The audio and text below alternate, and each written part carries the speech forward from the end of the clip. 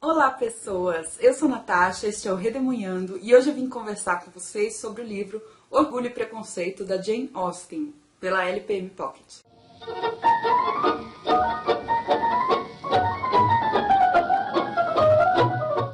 Esse foi o segundo livro que eu li para o grande desafio do Culto Booktuber do mês de julho. Esse desafio foi proposto pela Gi, do canal Lendo a Estante. Ela queria que a gente lesse um clássico do século XIX escrito por uma mulher. O link para o canal da Gi está aí embaixo. Se você não sabe o que é o grande desafio do Culto Booktuber, vai ter um vídeo aí embaixo também explicando.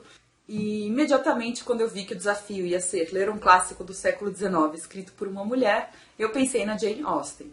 Uma vez eu fiz uma TBR Jar, eu sorteei um livro que eu tinha na estante que eu não tinha lido ainda e caiu A Abadia de Northanger para mim, que é um outro livro da Jane Austen. E eu tinha um preconceito enorme contra a autora, porque eu achava que ia ser super entediante, que eu ia morrer de sono, que eu ia arrastar a leitura e não ia gostar.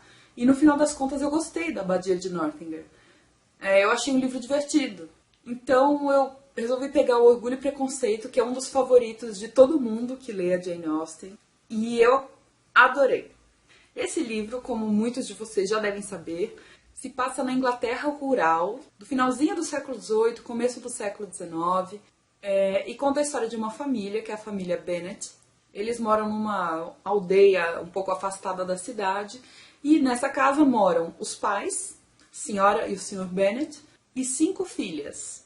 As 5 filhas são jovens e estão em idade de casar, ou seja, elas têm entre 15 e 25 anos.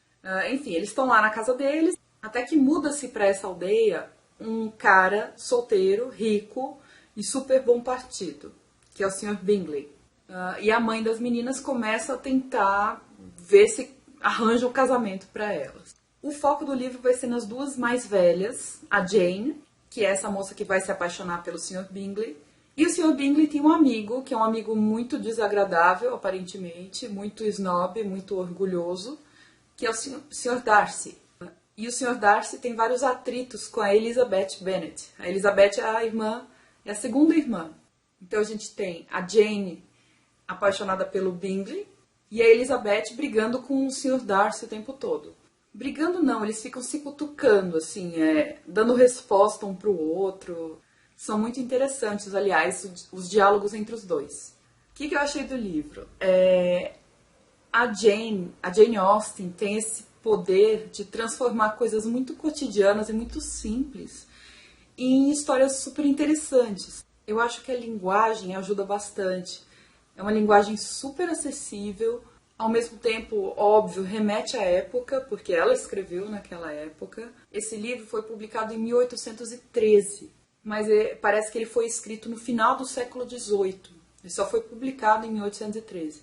E o livro tem muitos diálogos, assim, super perspicazes, super espirituosos, que deixam a leitura leve e divertida. Apesar de ter momentos de dor e sofrimento, as personagens sofrem um pouco por estarem afastadas, ou das suas famílias, ou dos seus pares românticos, ou sei lá, o que seja, né? A família sofre alguns dramas ali no meio da história. Mas apesar de tudo, é um livro bem humorado, sabe? É um livro leve. Eu tava precisando disso depois do monte de livro que eu li, que foram tijoladas na cabeça. O Orgulho e Preconceito foi um grande respiro para mim. Vamos falar da Lizzie? A Elizabeth tem o apelido de Lizzie Bennet. Ela é a nossa protagonista. E a Lizzie, ela é diferente das outras moças da região, assim. Ela é uma moça um pouco mais independente, ela é bastante racional se comparada às outras, principalmente as suas irmãs mais novas. As irmãs mais novas dela são muito... gente, que nervoso que dá. Elas são muito fúteis, assim, elas são muito frívolas. E a Elizabeth faz piada, ela é inteligente, sabe? Ela tem umas tiradas boas e ela questiona muita coisa. Como o livro inevitavelmente trata sobre moral, sobre casamento, que é um costume da época, sobre aparência e essência. Então, a Elizabeth Bennet percebe essas coisas, ela tem noção de como tudo acontece, ela não é levada pela onda, sabe? Ela liga menos para as aparências do que as irmãs dela. Então, por exemplo, tem um momento que a irmã dela fica doente numa outra casa, ela vai andando quilômetros para ver a irmã dela, e ela chega na casa de visita. Na época era um absurdo você ir sem estar apresentável, né? E ela chega na casa como visita, com o vestido todo enlameado, porque ela veio a pé. Enfim, ela não tá ligando muito, ela tá preocupada porque a irmã dela está doente. Ela dá umas respostas ótimas para algumas questões de casamento, assim, em determinado momento a mãe dela quer obrigá-la a se casar com um primo, e ela dá várias patadas, mas são patadas com classe, sabe? Dá gosto de ver. Ela recusa esse casamento por conveniência, que não era uma coisa comum na época. Lembrando que as mulheres, durante muito tempo da história, no Ocidente pelo menos, mas no Oriente também, dependiam de um bom casamento, em termos financeiros, para poderem sobreviver. A propriedade do pai não vai para as filhas, vai para o primo, porque elas são mulheres.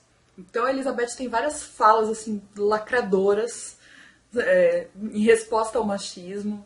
Em determinado momento, quando a Elizabeth recusa o casamento, o cara fala: não, eu sei que você só tá falando não porque você quer se preservar, mas eu vou te dar um tempo e eu sei que você vai responder sim. E ela fala assim: não, eu tô falando não porque eu não quero. Então você ainda tem coisas que acontecem hoje de mulheres dizendo não e os homens insistindo de que o não quer dizer sim. Sabe, o negócio foi escrito no século XVIII, se você for ver, gente. Como é que uma coisa dessa permanece, né? E eu gosto que a Jane Austen usou o termo racional para descrever a Elizabeth, que é uma característica que não é apontada geralmente como uma característica das personagens femininas. A mãe da Lizzie, ai gente, a mãe da Lizzie é um grande facepalm, sabe? Tipo, você só quer que ela fique quieta, porque ela fala muita bobeira. O pai já é bem mais tolerável, na minha opinião.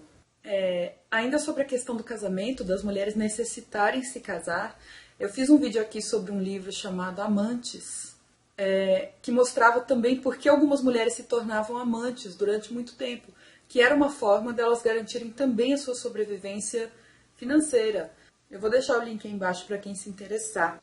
Tem uma coisa importante aqui, que é um detalhe, mas que também nos leva a refletir, que é o uso das palavras senhora, senhorita. Quem pode ser chamado de senhora é sempre a que casou, então é um status, né? E senhorita, existe também toda uma hierarquia de só a irmã mais velha pode ser chamada de senhorita. Na introdução ele explica aqui direitinho, mas é um pouco isso. Por que para os homens eles sempre são chamados de senhores e as mulheres existe essa diferença entre senhora e senhorita, né?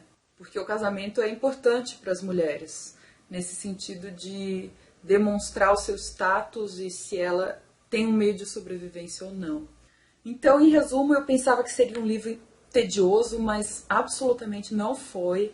A Jane Austen consegue envolver o leitor.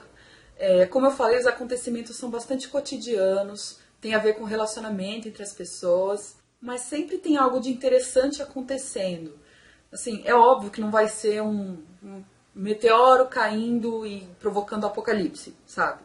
Mas a gente tem de vez em quando umas reviravoltas. Tem bailes que acontecem e aí você fica ansiosa para saber o que vai acontecer no baile. Eles recebem cartas que mudam a história. Tem viagens que também modificam alguns aspectos. Então, a Jane Austen consegue motores da narrativa que deixam o leitor preso, sabe? Eu fiquei muito feliz de ter lido Orgulho e Preconceito. Gi, obrigada por propor esse desafio. Eu recomendo muito para quem nunca deu uma chance para Jane Austen. Eu acho que é um livro que vale a pena ser lido, me deixou com uma sensação boa. Aliás, deixa eu falar do filme. Eu acabei de assistir o filme e eu tô emocionada até agora, assim. Eu não queria sair daquele filme. Eu queria morar naquele filme, sabe? Eu tô falando da adaptação cuja atriz principal é a Keira Knightley. Se você já leu Orgulho e Preconceito, deixa aí embaixo o que você achou. Eu acho que a maioria das pessoas com que eu falei gosta. Aliás, vira livro da vida. Eu ainda não tenho certeza, mas talvez vire um livro da minha vida. Eu achei muito bom. E se você já assistiu o filme também, fala aí comigo que eu fiquei encantada, tá bom? Os desafios de agosto do grande desafio do Culto Booktuber são ler uma história ambientada na Segunda Guerra Mundial, E para essa categoria eu escolhi o Diário de Anne Frank. E o segundo desafio é ler um livro com temática LGBT. E eu não tenho nenhum. Aliás, eu tenho um, que é o Orlando, da Virginia Woolf. Mas ele está encaixotado, então eu não faço ideia de em qual caixa ele está. Acho que eu vou precisar comprar algum para poder suprir esse desafio. Enfim, eu volto para contar para vocês no vídeo de leituras do mês que vem e no vídeo do grande desafio do Culto Booktuber, tá bom? Eu não fiz vídeos para o grande desafio do mês de junho, em que eu li a HQ Louco, Fuga, e de autor brasileiro contemporâneo, que eu li o Milton Ratum, Dois Irmãos. Mas é que, como eu falei, os livros estão encaixotados, e o Louco, principalmente, que foi o que eu mais gostei, eu precisaria mostrar para vocês verem a arte, tá? Então eu vou deixar os livros de junho pra lá. Se vocês quiserem saber minha opinião, pergunta aí nos comentários. Eu gostei das duas leituras, eu gostei principalmente da HQ.